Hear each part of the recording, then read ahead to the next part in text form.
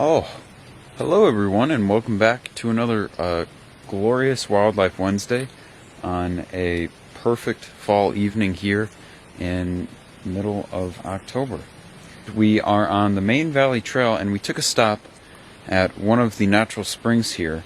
There's a nice little bench, a nice little walkway that comes down here, and it highlights a very, very cool feature and a very common feature of the driftless area here in Wisconsin. Let's take a look. Would you like to give us a little rundown about what is going on here? So out here in the valley, we've got a natural spring, and that means we've got groundwater that's kind of bubbling up through the sediments on the ground here.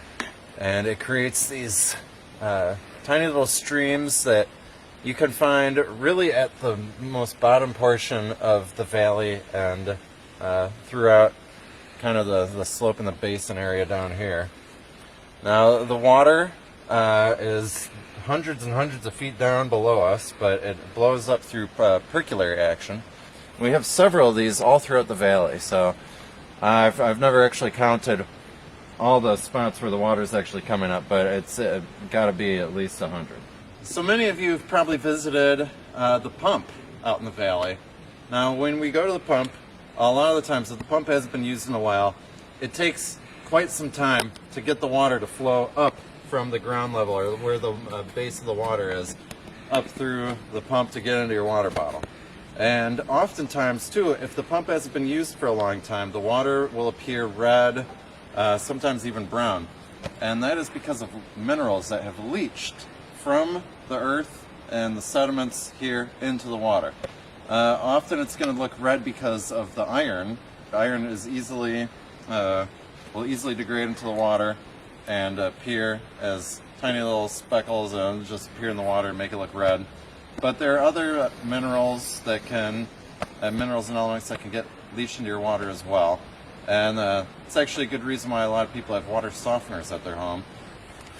Now, James, I couldn't help but notice this incredible layer of bryophytes, or moss. Mm-hmm. I mean, what's going on there, James? Well, so bryophytes are also known as non-vascular plants. And non-vascular means they can't really retain water. And so a lot of these plants are going to grow places where they have a lot of access to water and moisture. As you can see here, we got this rock. It's a little lighter colored, and oftentimes that lighter composition might mean that there's more silica or aluminum in it, whereas a darker colored rock might have more magnesium or iron in it. And really, depending on the rock, it also kind of depends on where the rock is at, the position of the rock, and if it's been moved around a lot. But as you can see here, we got a big boulder that's been sitting down here for a while. Oh, a piece of that broke off. As you can see, that's some nice sandstone right there. And the moss loves that. Now don't worry, this moss is going to keep growing and the rock's going to be fine.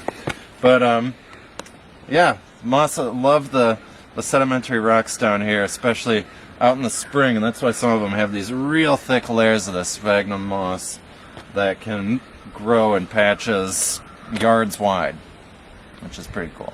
Alright, so here we're dealing with what James had explained earlier as this incredible spring that is feeding this little tiny stream here.